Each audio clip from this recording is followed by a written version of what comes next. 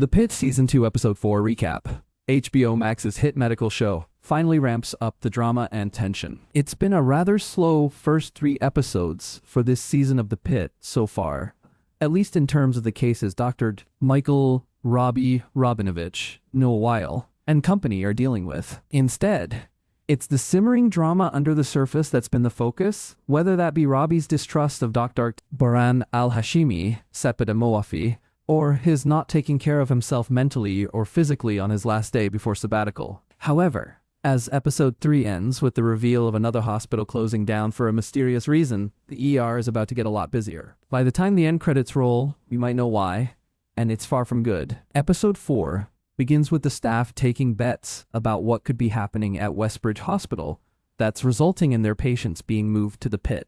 Dr. Robbie wagers that the code black is for flooding, but Dr. al-Hashimi bets with a smile that it'll be worse. In the waiting area, the Taste College student's sister is brought in to see him and informed that he needs a CT to find out what's wrong. Meanwhile, Donnie Donahue, Brandon Mendez Homer, is treating the deaf patient as Dr. Frank Langdon, Patrick Ball, helps a woman with a cough who needs further evaluation. A conversation between Victoria Javadi, Shabana Aziz, Dr. Trinity Santos, Isa Briones, and Dr. Trine. Dennis Whitaker, Jaron Howell, begins with the latter talking about how being roommates is going, before turning into how Dennis is playing house with a farmer's widow. He insists the woman is only a friend whom he's helping out. Al-Hashimi encourages Santos to get her charts done faster for timely billing. Santos isn't happy but holds her tongue when her soon-to-be boss mentions that she might have to repeat her R2 year if she doesn't improve. The staff is standing outside, waiting for ambulances from Westbridge to show up when Santos comes right out and asks if anyone likes al-Hashimi. That only gets a laugh in response from Robbie.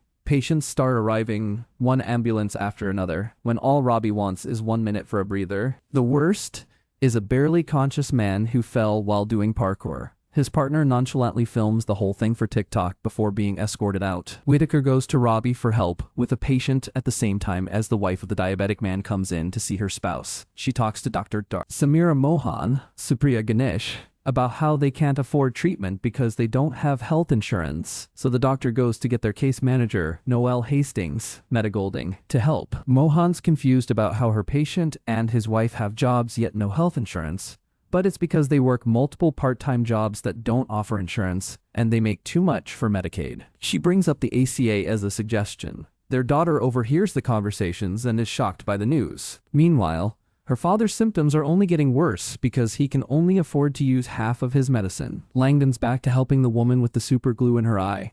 Mineral oil didn't work, so it's time to trim her eyelashes. As he does that, Whitaker is with a patient who has a heart attack right in front of him. Robbie and others come in to help, quickly getting him back. While this is going on, Dr.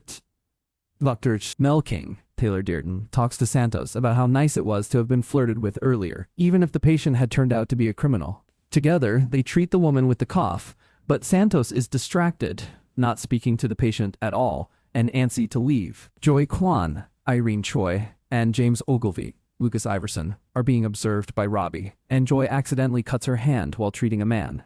Now she's a patient who will have to get a blood test. Al-Hashimi wonders if they should bring Langdon in to help, but Robbie deflects with an answer about easing him back in on his first day. She then teases him about his bet, and with a smile, tells the doc she'll buy him a drink with her winnings. Robbie watches her walk away, surprised that she said that, but in a good way. Once again, the Pitt proves that there is still good in the world. Javadi talks to the college kid's sister.